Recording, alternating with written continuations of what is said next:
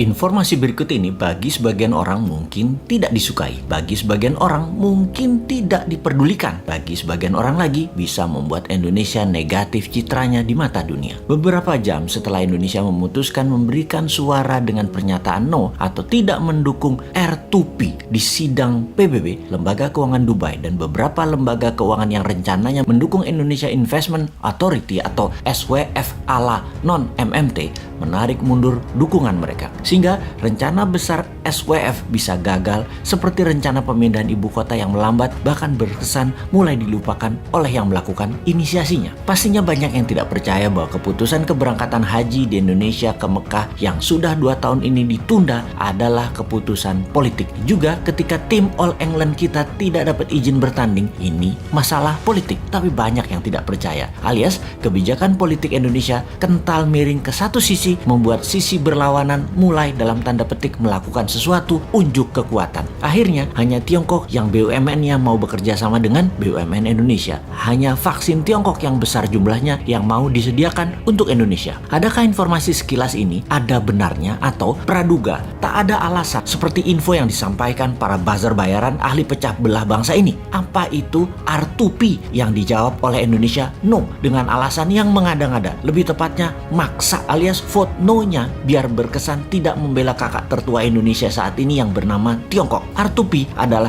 Resolusi Responsibility to Protect, yaitu Indonesia menolak untuk bertanggung jawab melindungi dan mencegah genosida, kejahatan perang, pembantaian etnis, dan kejahatan terhadap kemanusiaan. Kalau disederhanakan, Indonesia itu mendukung genocide, mendukung kejahatan perang, mendukung kejahatan etnis, dan mendukung kejahatan terhadap kemanusiaan. Namun, pinternya dibungkus dengan pernyataan resolusi itu salah prosedur, yang ketika ditanya prosedur mana atau apa prosedur yang benar versi pemerintah Indonesia, nggak bisa jawab juga. Sudahlah, Anda pejabat itu membela kejahatan perang karena harus satu kata sama dengan Tiongkok. Sudahlah, ngaku aja. Singkat cerita, R2P resolusinya dimenangkan yang vote yes atau yang mendukung, atau mereka anti kejahatan perang, anti kejahatan kemanusiaan, di mana Indonesia dengan memvote no, artinya Indonesia anti HAM. Indonesia bergabung dengan 15 negara yang vote no, seperti Tiongkok, Rusia, Kuba, Suriah, Korea Utara. Keputusan no ini melawan 115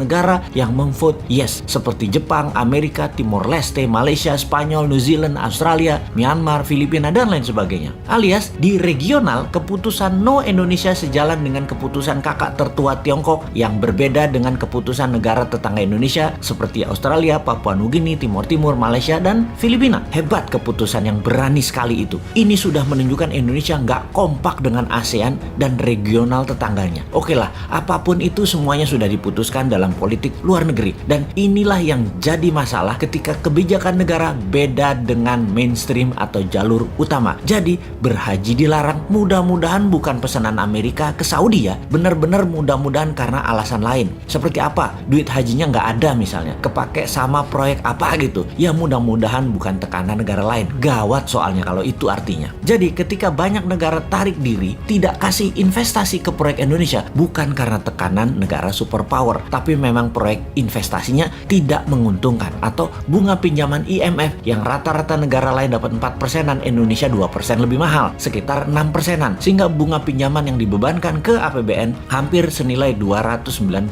triliun ini karena tingginya bunga pinjaman. Sekali lagi, bunga lebih tinggi bukan pesanan negara superpower, mudah-mudahan ya, karena Indonesia nggak menarik. Efek Indonesia menolak atau vote no Indonesia dalam UN Watch dimasukkan sebagai daftar negara memalukan atau list of shame country. Juga Amnesty International menyayangkan keputusan Indonesia ini, bahkan banyak yang menyarankan mending abstain sekalian ketimbang menolak no. Ya sudahlah, semoga semua selamat dan semoga tetap banyak yang tidak peduli dengan hal-hal seperti begini. Teruslah menjual diri untuk 2024 walau tanpa konsep bernegara. Silahkan membangun model populer dan terlihat suci. Toh rakyat sama seperti bosman ini, bodoh semua. Jadi wahai rakyat, tetaplah rebahan, tetaplah tidak peduli, tetaplah tidak bermanfaat, dan tetaplah menjadi beban APBN.